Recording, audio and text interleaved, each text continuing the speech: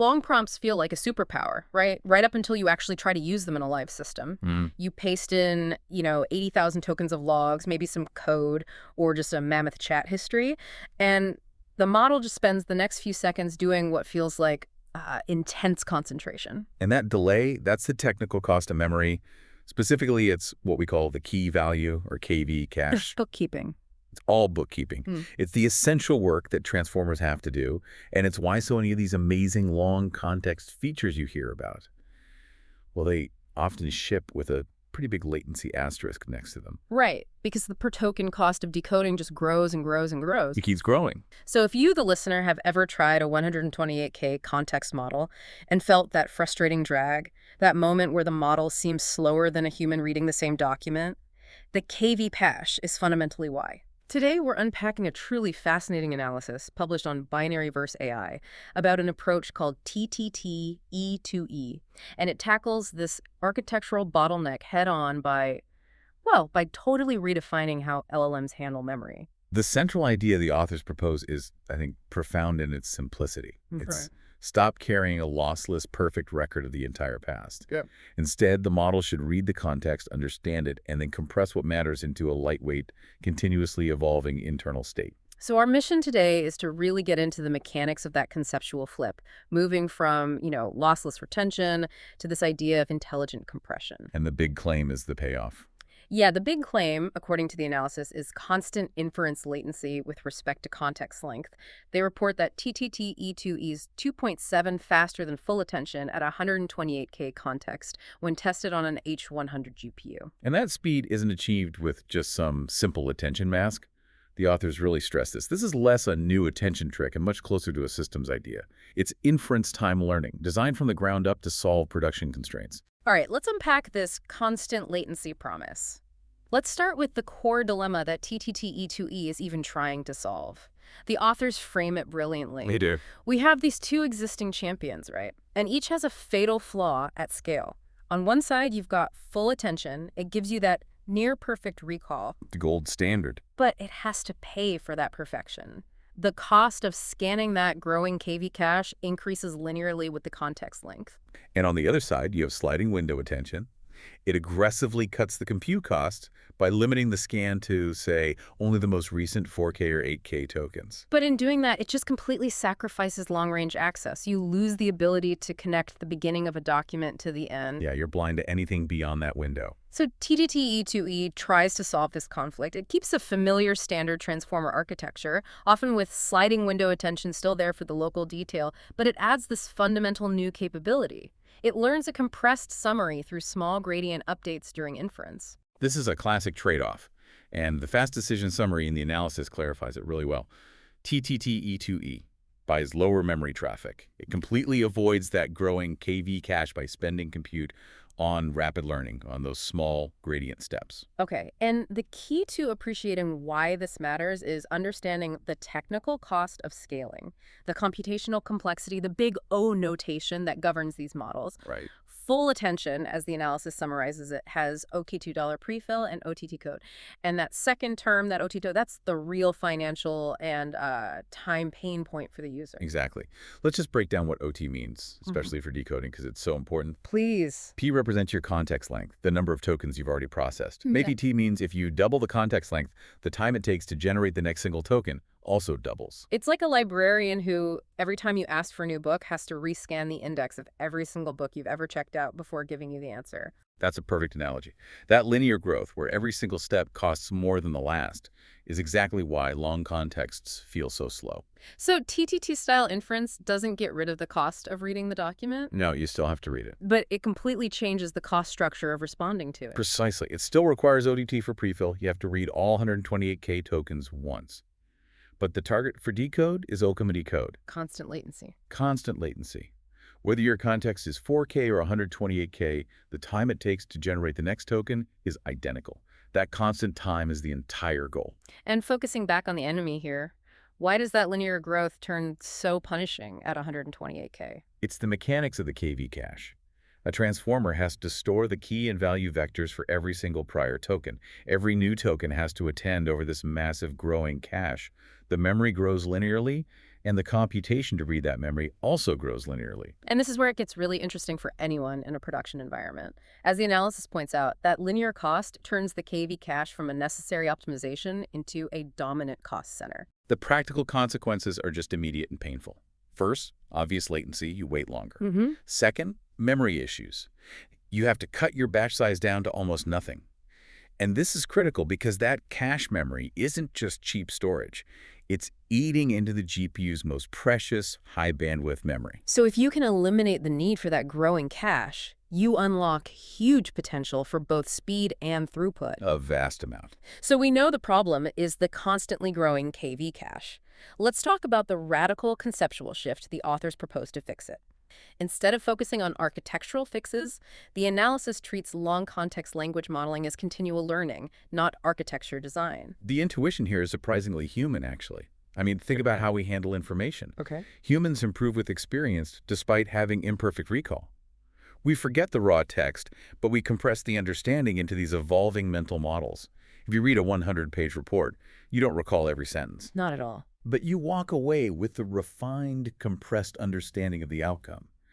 Transformers struggle because they aim for near lossless recall of every single token via that KV cache. So the model needs to stop aiming for that perfect lossless record.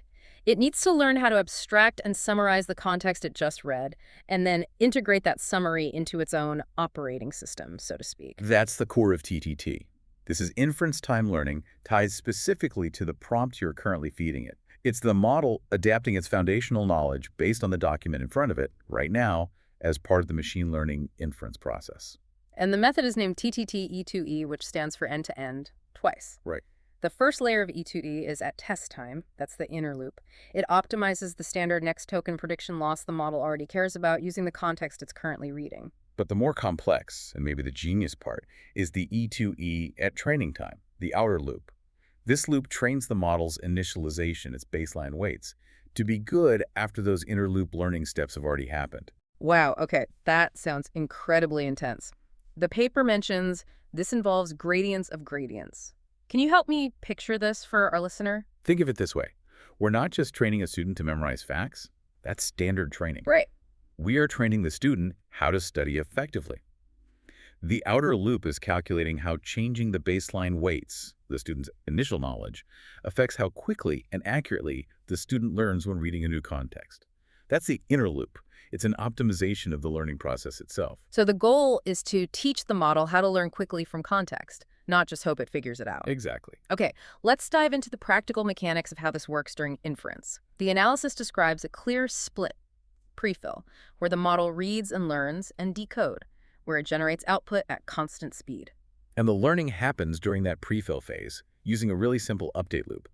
The model predicts tokens over a small chunk of the prompt, computes the next token loss, takes a small gradient step, a tiny update to its weights, and then repeats this cycle for the next chunk. Carrying forward the updated weights as its compressed memory. That's the key. The updated weights are the memory. The huge key value cache is gone. Instead, you're carrying forward this compact, learned state that's embodied in the updated parameters. The weights are the memory. They are. And the analysis clarifies this concept. In one ablation study, they showed that increasing the effective state, specifically using a 5 times larger hidden state, led to about half the prefill latency on an H100. This shows that capacity is now explicitly tied to which layers you allow to move. The more adaptable state you have, the more efficiently you can compress the context. But wait, if the updated weights are compressing the long-range context, don't you risk losing the precise local detail you need for, say, parsing a complicated line of code? That's a great question. Does TTT E2E replace sliding window attention entirely? No, it doesn't. And this is where the hybrid approach is really smart. The TTT component handles the massive long-range compression, the understanding of the document structure, its themes. But the sliding window is retained specifically for that crisp local detail. Ah, so you still get perfect recall of the last few sentences. Exactly. It ensures those short-range dependencies remain perfect. It's using the right tool for the right job. That makes perfect sense. They also mention an engineering constraint that resulted in a practical mini-batch size of BLM and commas for the updates. Why is that balance so important? That's the classic tension between theory and hardware. Theoretically, smaller gradient steps are better for learning stability. But, as the analysis shows, if your batch size is too small, you hurt your GPU utilization. You aren't leveraging the hardware efficiently. So you're leaving performance on the table. A lot of it. So B11 Keller becomes the practical default that balances effective learning with maximizing hardware throughput. If we use the technical taxonomy, this whole concept falls under fast weights, where the inner loop weights are the fast state adapting to the context, and the outer loop weights are the slow parameters holding that baseline generalized knowledge. Let's address the elephant in the room: stability.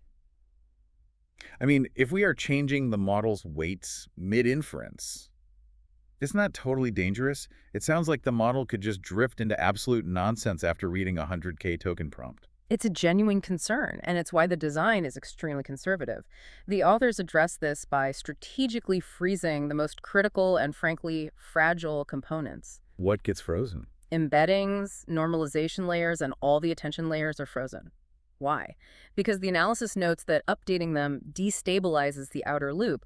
It basically prevents the model from learning how to learn effectively. Okay, so what is allowed to change, and why that specific layer? Only the MLP layers, the multi-layer perceptrons, are updated in the inner loop, and even then, they often only update the MLPs in the last quarter of the blocks, which was found to be a good trade-off between storage and compute. And the significance of updating just the MLP layer is key here. Transformers usually have 2 of these per block. They do, and this is the core insight.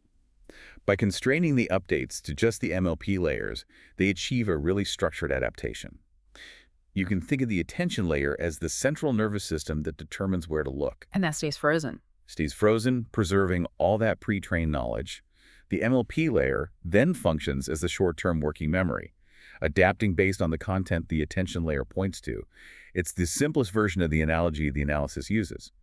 Don't scribble on your only copy. I love that. You keep the stable highway for pre-trained knowledge while opening up the separate constrained lane for fast, prompt-specific updates. Exactly. This constrained, trained adaptability is the engine behind that constant latency promise. So let's revisit the payoff. What are the headline results from the analysis published on binary verse A? The key practical claim is that constant inference latency, regardless of context length, which, as we saw, delivered a 2.7x speedup compared to full attention at 128K on an H100.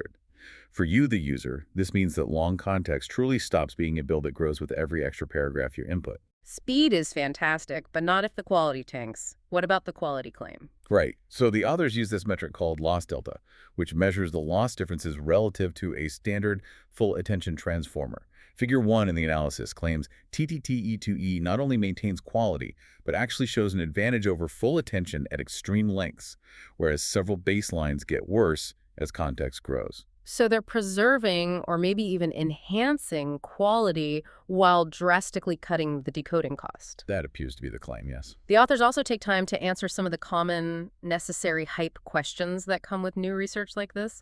First, is this brain memory in the AI sense? No. Not at all. It's just weights as an evolving state, optimized by gradients. It stores what helps prediction, not what you, the human, would label as important. The model is storing the minimum necessary information to predict the next token efficiently. That's it. And does it forget stuff? Forgetting is a risk. It's inherent to this approach. That's precisely why the update mechanism is so aggressively limited. Only the MLP layers, avoiding those fragile structural parts of the network. The conservative design is the mechanism for managing that risk of forgetting. And finally, the cost question. Is this actually cheaper overall? In the 128K inference regime, absolutely, the massive savings from O-Stone to Decode just dominate everything else. However, the analysis is very candid about the trade-off here. Which is? Training latency is a limitation. Because they rely on those gradients of gradients for the outer loop, which is way less optimized than standard model training, you pay more upfront to train the model to be a fast learner. So you're trading a massive recurring inference memory bill for a one-time higher training computation bill. That's a great way to summarize it. You pay more to train, but you gain massive savings during high-volume, long-context inference. So what does this all mean when we look at the whole long-context landscape? Yeah. This field is crowded with acronyms people are constantly Googling. How does TTT E2E fit in? The comparison provided by the analysis is a really great taxonomy, actually. Full attention, which we all know, has its memory living in that growing KV cache. Its failure mode is memory and bandwidth exhaustion. Then you have the alternative architectures, like the RNN and SSM families, things like Mamba 2. Right. Their memory lives in a fixed, compacted state. Their failure mode is generally losing sharpness or precise information at very, very long ranges. And TTT E2E. Memory lives in learned fast waits. The core failure mode here isn't context loss or memory overflow like the others. It's the stability tuning and that high initial training overhead. Okay. And the analysis also draws a really key distinction from RAG retrieval augmented generation. With RAG, memory is kept outside the model in a database. TTT-style approaches migrate memory that would normally sit in the prompt and cost you that KV tax into a compact, learned state inside the model during use. This whole approach, described in the analysis published on Binary vs. AI, is the kind of idea that feels truly obvious about 5 minutes after you understand it.